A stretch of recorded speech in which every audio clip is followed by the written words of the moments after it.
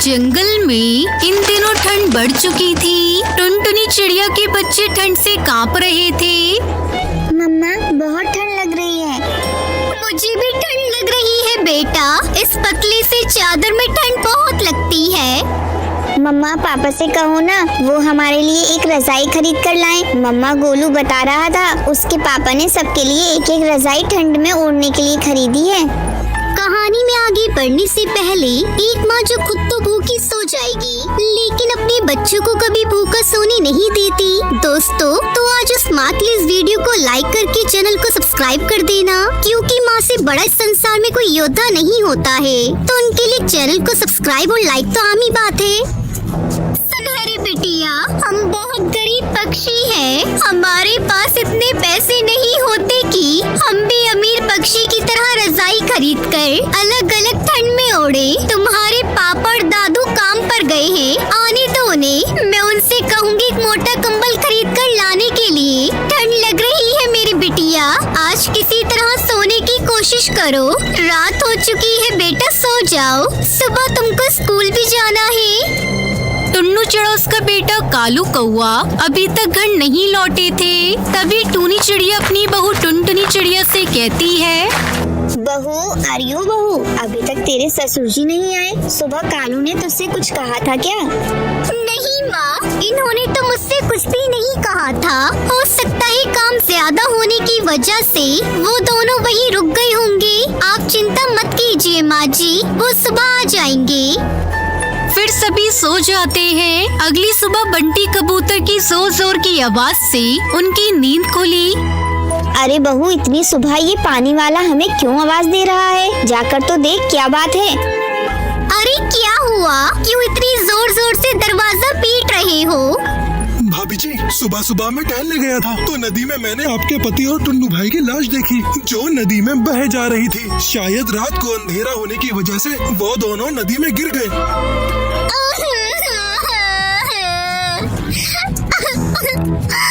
मेरा क्या होगा? हे भगवान, ये तूने क्या किया? इन छोटे छोटे बच्चों के सर से उनके पिता का साया छीन लिया।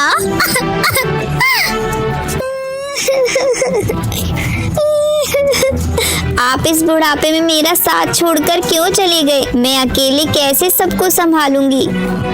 संभालो अपने आप को आंटी जी, अब आपको ही अपना दुख भुलाकर बहू और बच्चों को संभालना होगा।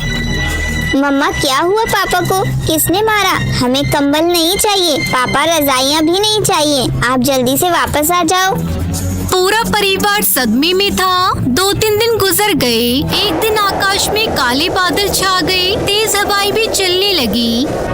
मम्मा लगता है बारिश होगी, ठंड भी बढ़ जाएगी। अब क्या होगा मम्मा? हमने जो सोचा था वो हुआ ही नहीं। कल सुबह हम दोनों मिलकर घर की थोड़ी मरम्मत कर लेंगे। हाँ माँ जी, आप ठीक कह रही हैं। अगर हम घर की मरम्मत नहीं करेंगे तो घर टूट जाएगा और बारिश शुरू हो गई तो फिर घर के अंदर बारिश का पानी आने लगेगा। लेकिन बारिश ने अगले दिन का इंतजार नहीं किया। रात होते होते बारिश शुरू हो गई। छत से पानी टपकने लगा। ठंड से बच्चे बुरी तरह से कांप रहे थे। बहुत ठंड लग रही है मम्मा। अचानक से टूनी चिड़िया चिल्लाती है, बहू बच्चों को लेकर जल्दी बाहर उड़ जाओ, छत गिरने वाली है। टुनटुनी चिड़िया जैसे ही बच्चों को लेकर घर से बाहर निकलती है, घर की छत गिर जाती है और एक चीख सुनाई देती है। माँ जी क्या हुआ आपको? जवाब दीजिए माँ जी, बाहर निकलने की कोशिश कीजिए। कहाँ हैं आप? अंदर से कोई आवाज नहीं आई। टूनी चिड़िया मलबे में दबकर मर चुकी थी। माँ जी, मेरे ऊपर तो दुखों का पहाड़ टूट पड़ा। आज आपने भी मेरा साथ छोड़ दिया है। हे ऊपर वाले, हमसे ऐसा कौन सा पाप हुआ था जो आपने मेरे परिवार को एक एक करके अपने पास बुला लिया?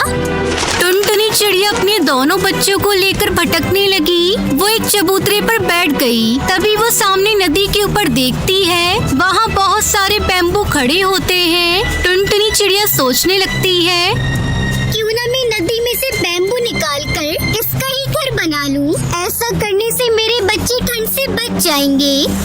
फिर टुनटुनी चिड़िया ने नदी से बांस इकट्ठे किए। माँ, मैं मैं भी आपके साथ बांस का घर बनाने में मदद करूंगी। हाँ, हम साथ में मिलकर अपना बांस का घर बनाएंगे। 2 दिनों की कड़ी मेहनत करके टुनटुनी चिड़िया ने अपना बांस का घर बना लिया। वाह मम्मी, आपने तो बहुत अच्छा घर बनाया है। फिर टुनटुनी चिड़िया अपने दोनों बच्चों के साथ बांस के घर में खुशी खुशी रहने लगी। ये कहानी सुंदरवन जंगल की है। जंगल में टुनटुनी नाम की चिड़िया अपने पति बंटी कबूतर के साथ अपने छोटे से घोंसले में रहती थी। तभी कुछ दिन बीत जाते हैं और बारिश का मौसम आता है। अचानक से रात में इतनी जोर की बारिश होती है कि मौसम की उस बारिश की वजह से उनका घोंसला आधा टूट जाता है। और अपना घोंसला टूटता देखकर टुनटुनी चिड़िया और बंटी कबूतर परेशान हो जाते हैं। जब बारिश रुकती है तो टुनटुनी चिड़िया का घोंसला पूरी तरह से बर्बाद हो जाता है। टुनटुनी अपना टूटा हुआ घोंसला देखकर रोने लगती है। ये देखिए जी, हमारा घोंसला टूट गया। हाँ टुनटुनी, मैं तो देख रहा हूँ। चलो हम दूसरा घोंसला बनाने की तैयारी करते हैं। तब तक आप लोग कमेंट में बताएं 6 × 6 - 5 कितने होते हैं। टुनटुनी चिड़िया और बंटी कबूतर मिलकर तिनके इकट्ठा करते हैं और काफी मेहनत के बाद दूसरा घोंसला तैयार करने लगते हैं। क्योंकि टुनटुनी चिड़िया अंडे देने वाली होती है। घोंसला दोबारा तैयार होने के कुछ दिनों बाद ही टुनटुनी चिड़िया अंडे देती है। 3-4 दिन यूं ही बीत जाते हैं। तभी एक रात फिर से अचानक से बहुत तेज आंधी तूफान आता है। सारे पक्षी अपना घोंसला छोड़ देते हैं और पास के बड़े से बरगद का पेड़ जो बहुत मजबूत और उसका तना खोखला था, सारे पक्षी अपने परिवार को लेकर उसी तने के अंदर छुप जाते हैं। चलो टुनटुनी जल्दी चलो, हमें भी पेड़ के तने के अंदर जाकर छिपना चाहिए, वरना इतनी तेज आंधी में हमारी जान भी जा सकती है। नहीं बंटी जी, तुम चले जाओ, मैं अपने अंडों को छोड़कर कहीं नहीं जाऊंगी। जिद मत करो टुनटुनी, मेरी बात मानो। सभी पक्षियों की तरह चलो चलो हम भी बरगद के तने में छिप जाते हैं, वरना हमें मरने से कोई नहीं बचा पाएगा। नहीं बंटी, ऐसा मत बोलो, तुम मेरी चिंता मत करो। जाओ तुम तनी में जाकर छुप जाओ, मैं अपने अंडों को छोड़कर नहीं आऊंगी, या फिर मेरे अंडों को भी ले चलो। टुनटुनी तुम मेरी बात क्यों नहीं समझ रही हो? चलो जल्दी चलो, देखो तूफान कितना तेज हो रहा है। बंटी कबूतर टुनटुनी चिड़िया को समझा ही रहा था कि तभी तूफान में तेज हवा से उड़ते हुए एक लकड़ी आती है और टुनटुनी के सर पर लग जाती है और टुनटुनी चिड़िया बेहोश हो जाती है। टुनटुनी चिड़िया को बेहोश देखकर बंटी कबूतर परेशान हो जाता है और जल्दी से टुनटुनी को उठाकर बरगद के तने में लेकर छुप जाता है। सारे पक्षी सारी रात उस बरगद के तने में ही रहते हैं और तूफान थमने का इंतजार करने लगते हैं। सुबह होती है और तूफान थम चुका था। सारे पक्षी बरगद की तने से बाहर निकल कर आते हैं और सभी पक्षी अपने उजड़े हुए घर को देखकर रोने लगते हैं। टुनटुनी चिड़िया बंटी कबूतर भी अपने टूटे हुए घोंसले के पास आते हैं और अंडों को जमीन पर बिखरा देखकर दोनों बहुत ही दुखी होते हैं। ये क्या हो गया? मेरे अंडे टूट गए। मैंने तुमसे कहा था ना, मैं अपने अंडों को छोड़कर नहीं आऊंगी, लेकिन तुमने मेरी बात नहीं मानी और तुम मुझे यहाँ से लेकर चले गए। देखो हमारे अंडे टूट गए।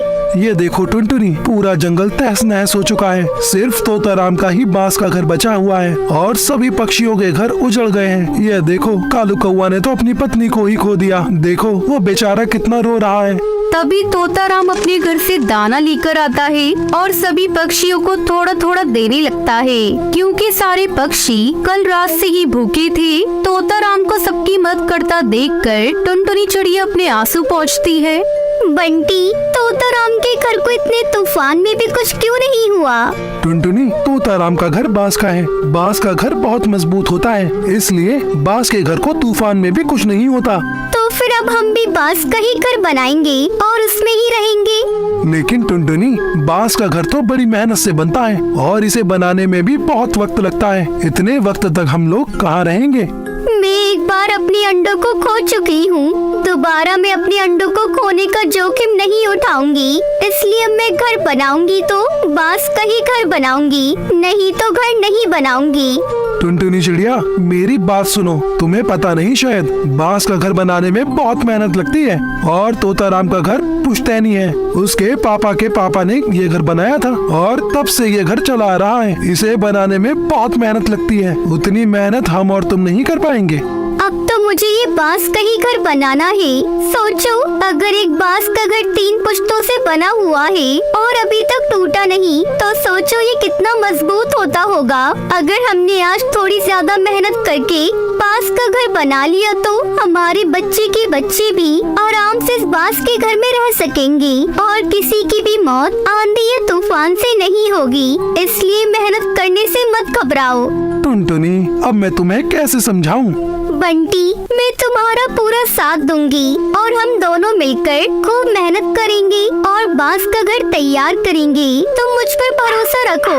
टुनटुनी के ये सब बोलने के बाद बंटी कबूतर समझ जाता है और बांस का घर बनाने के लिए तैयार हो जाता है। बंटी कबूतर, टुनटुनी चिड़िया खूब मेहनत करते हैं और दिन रात मेहनत करके बांस तोड़ कर लाते हैं और उससे अपना घर बनाने में जुट जाते हैं। कालू कौवा बहुत दिनों से टुनटुनी और कबूतर को बांस जमा करता देख रहा था। क्या बेकार की मेहनत कर रहे हो तुम दोनों? तोताराम का घर देखकर उसका घर पुश्तैनी है, पुश्तैनी, आज का नहीं बना हुआ। जो तुम लोग सोच रहे हो कि तुम भी वैसा ही मजबूत घर बना लोगे, सब बेकार हो जाएगा।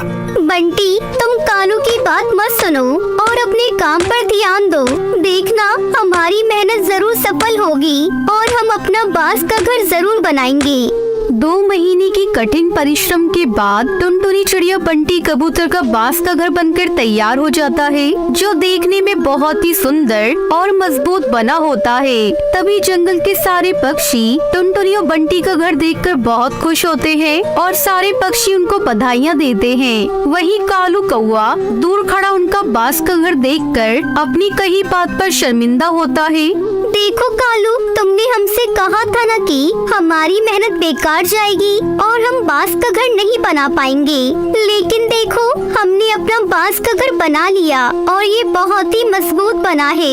नहीं टुनटुनी, मुझे माफ कर दो, मैंने तुम्हारा मजाक उड़ाया। मुझे ऐसा नहीं करना चाहिए था। मैं अपनी बात पर शर्मिंदा हूँ। कोई बात नहीं कालू, मैंने तुम्हें माफ कर दिया, लेकिन तुम मुझसे वादा करो कि कभी किसी की मेहनत का मजाक नहीं उड़ाओगी।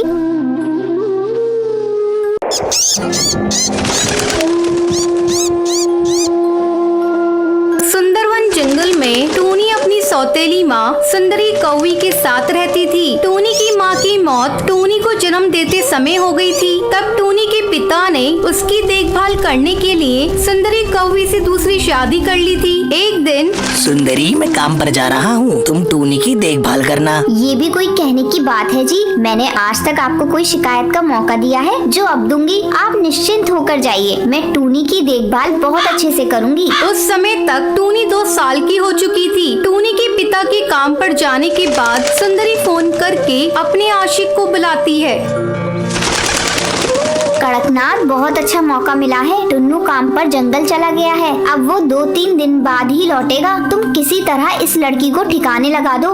देखो, तुम बात तो ठीक कह रही हो, लेकिन लड़की को घर में ठिकाने लगाएंगे तो पड़ोस वाले जान जाएंगे। तो तुम ऐसा करो, इस लड़की को जंगल में ले जाके ठिकाने लगा दो। किसी को कुछ पता भी नहीं चलेगा और अपना काम भी हो जाएगा। थोड़े दिन बाद इसके बाप से घोंसला अपने नाम करा लूंगी, तब उसे भी ठिकाने लगा देंगे। उन दोनों की सब बातें टूनी सुन लेती है। तुम बहुत ही गंदी माँ हो। मैं पापा को सारी बातें बताऊंगी। तुम इन अंकल से मिलकर मुझे और मेरे पापा को मारना चाहती हो। कड़कनाथ, जल्दी करो, इस लड़की ने हम लोगों की बातों को सुन लिया है। अब ये और खतरनाक हो गई है, इसे जल्दी ठिकाने लगाओ। टूनी वहाँ से भागने लगती है। तब कड़कनाथ तेजी से उड़कर उसे पकड़ लेता है। वो टूनी को घने जंगल में मारने के लिए ले जाता है। जैसे ही कड़कनाथ टूनी को मारने के लिए हथियार उठाता है, कड़कनाथ, इस लड़की को मारकर अपने हाथ गंदे मत करो, इसे इसी जंगल में छोड़ देते हैं, कोई जंगली जानवर खा जाएगा। वो दोनों टूनी को जंगल में छोड़कर घर चले जाते हैं। पापा देखो, माँ ने मुझे जंगल में छोड़ दिया। मुझे यहाँ बहुत डर लग रहा है, मुझे जल्दी घर ले चलो। तभी वहाँ एक बूढ़ा बाज आता है। वो जब टूनी को रोते हुए देखता है तो उससे पूछता है, बेटा, इस घने जंगल में तुम क्या कर रही हो? किसने तुम्हें यहाँ छोड़ दिया? दादाजी, मुझे यहाँ मेरी सौतेली माँ ने मरने को छोड़ दिया। लेकिन आप कौन है दादाजी? बेटा, मैं भी तुम्हारी तरह दुखिया बेचारा हूँ, मुझे भी मेरे बेटे ने जंगल में छोड़ दिया। दादाजी यहाँ बहुत सारे जानवर हैं, मुझे डर लग रहा है। बेटा तुम डरो मत, हम लोग एक घर बनाएंगे और उसी में रहेंगे। लेकिन दादाजी हम लोग घर कैसे बनाएंगे? यहाँ तो लकड़ी है ही नहीं। अरे पगली, हम लोग बांस का घर बनाएंगे। चल बेटा, रात होने से पहले हम लोग घर बनाने के लिए बांस काट कर ले आएंगे।